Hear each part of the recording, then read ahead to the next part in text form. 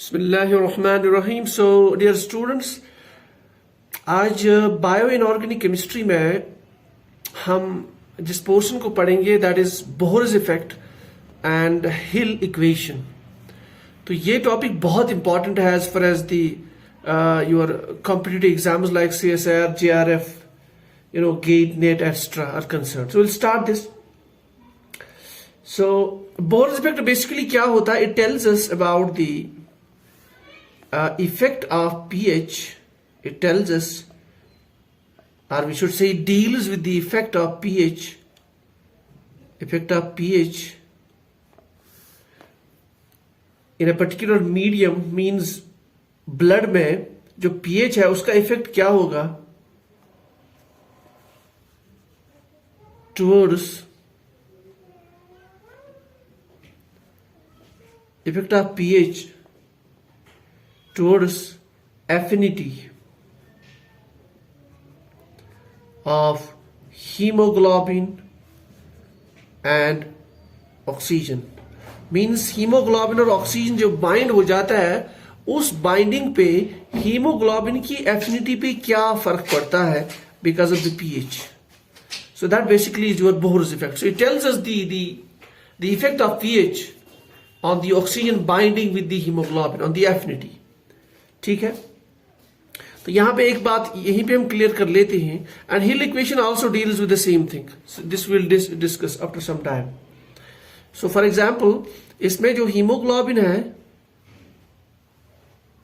this hemoglobin it gets affected by the pH in the blood, whereas myoglobin has nothing to do with the pH.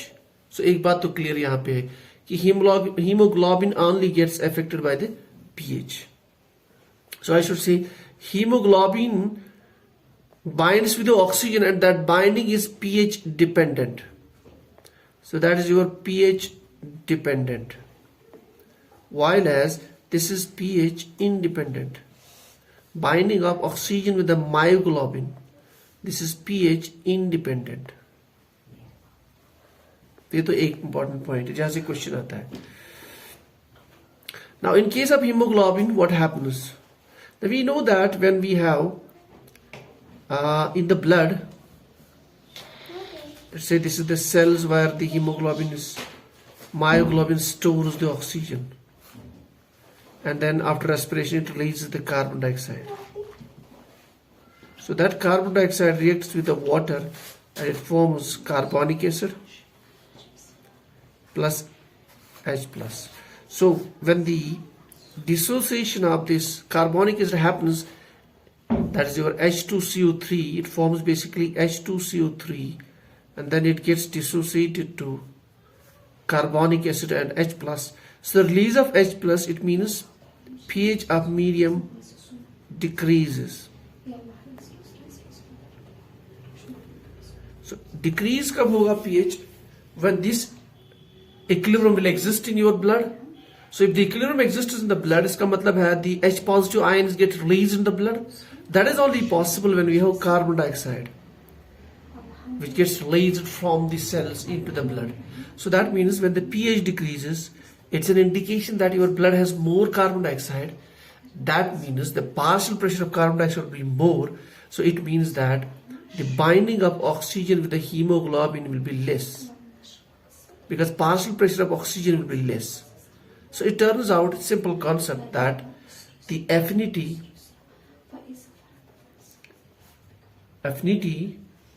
of hemoglobin towards oxygen, it decreases with decrease in the pH.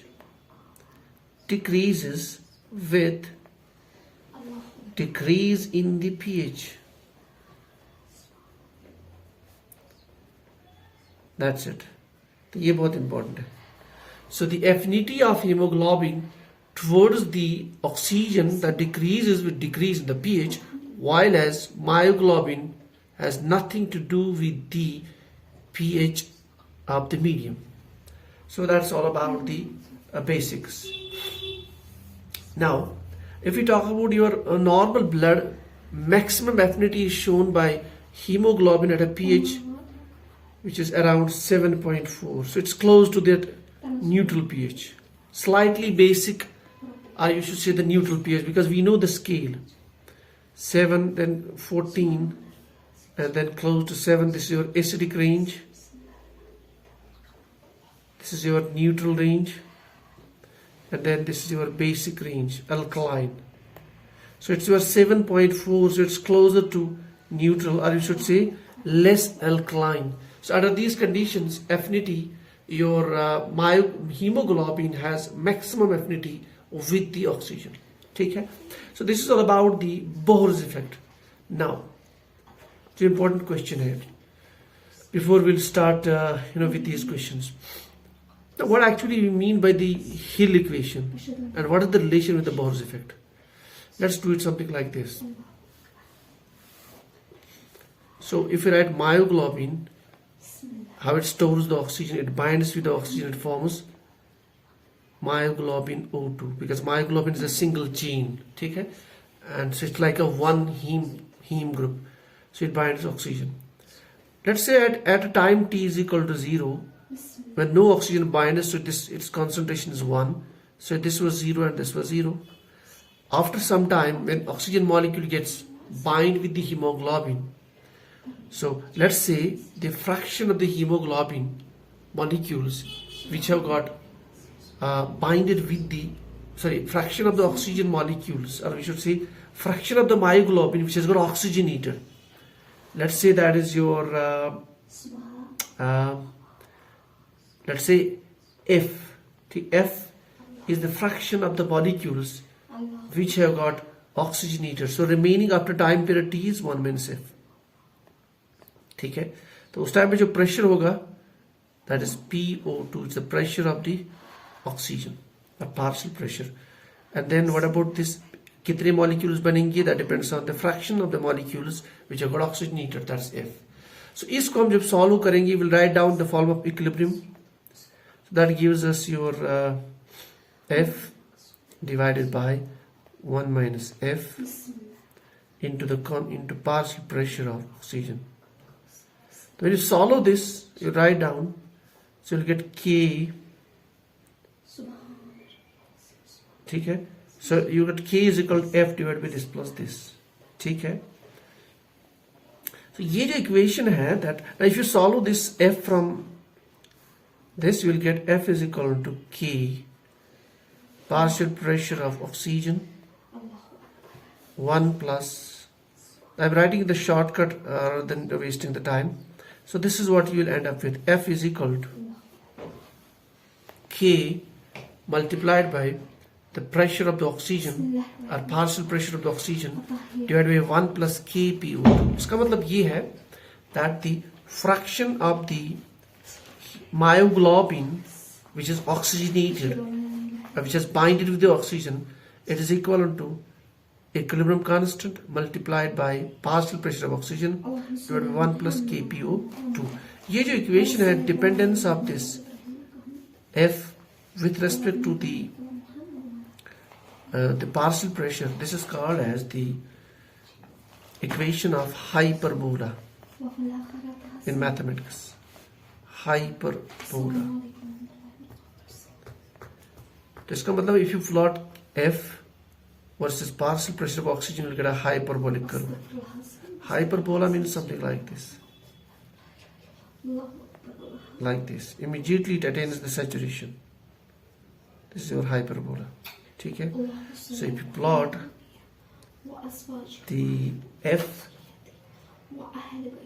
versus the partial pressure of oxygen, so then you will get a graph like this called a hyperbola. ठीक है? Now if you apply the same rule, if you apply the same equation for this hemoglobin, you get like this. Hemoglobin binds with the oxygen.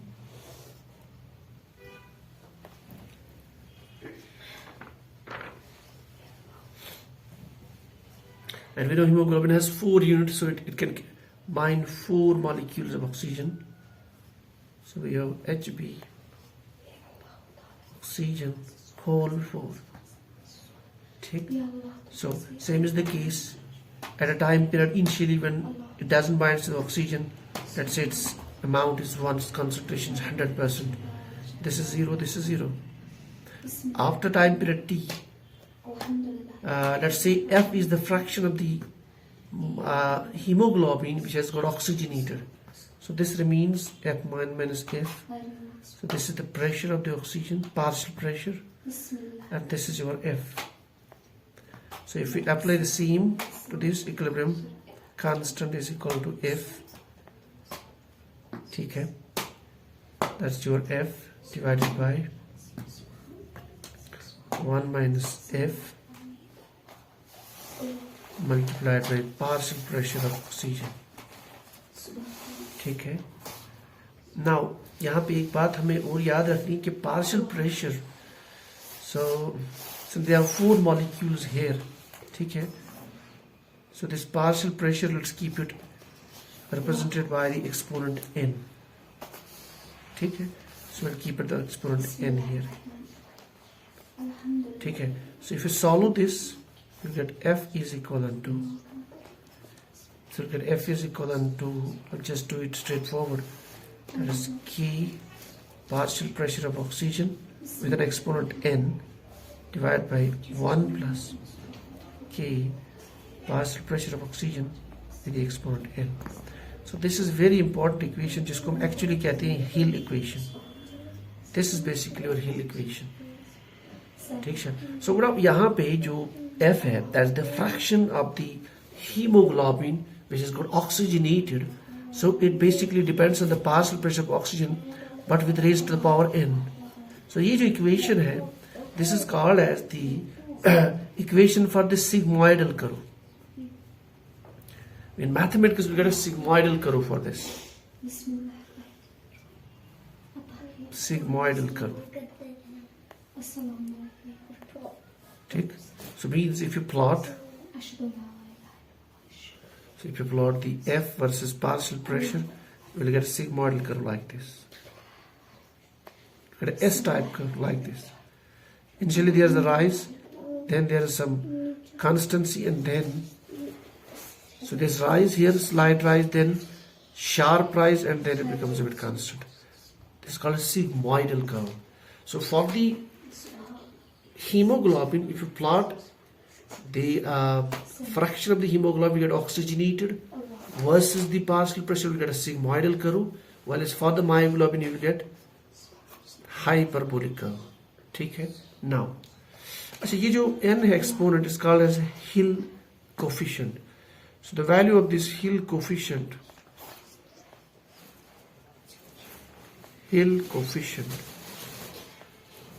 n, that is equivalent to, normally जो होता है that's 2.8. It's between 2.5 to 3, so 2.8 approximately. So this is the value of the Hill coefficient. This is called as the Hill equation. ठीक है. Now if we plot this and then we'll show the effect of pH. This is the important point. Now let's plot this together. If we plot this, what is the scale?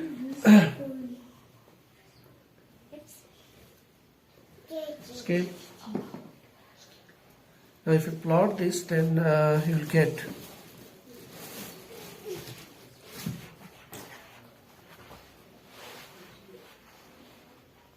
so this is your x-axis. Let's say it's the partial pressure of oxygen. So this will represent in terms of mm of mercury. Now mm of mercury means, for example, if you have a column of mercury whose length is 1 mm. Now this column of mercury is filled with mercury. We know the pressure is given by H rho g. So with respect to this height of column, what is the pressure? Okay. So that basically is your 1 mm. So with respect to 1 mm height of mercury, the pressure generated. So uske with respect to the partial pressure of oxygen, हम यहाँ पे दिखाते हैं, and this side will show fraction of the hemoglobin and myoglobin which have got oxygenated. So this we can write as percentage saturation. So let's say it was 0, then 20% saturated, then 40, then 60, 80, and this is 100% saturation. On this side, we'll show this is 20 mm, this is 40 mm of mercury, this is 60, 80, this is your 100. Now, if you plot this is very important plot, so it goes like this. So this is your saturation. So we'll do it like this.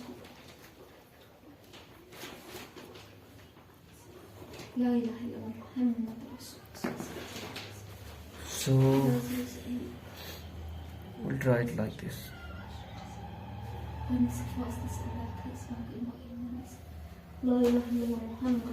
So this is your hyperbola.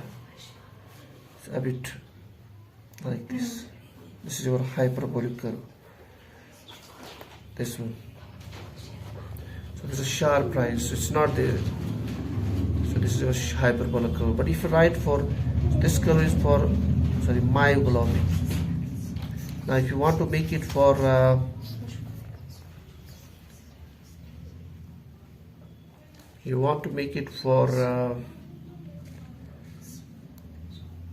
hemoglobin at different pH, so it comes like this.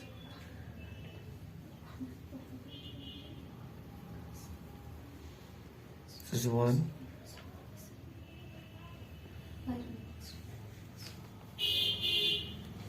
So something like this.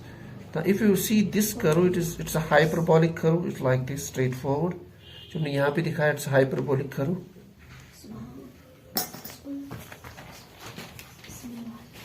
And this curve is your sigmoidal curve, this one.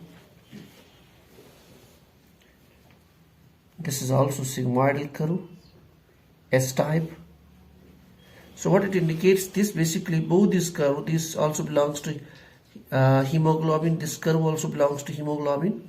But the difference is that this is at pH of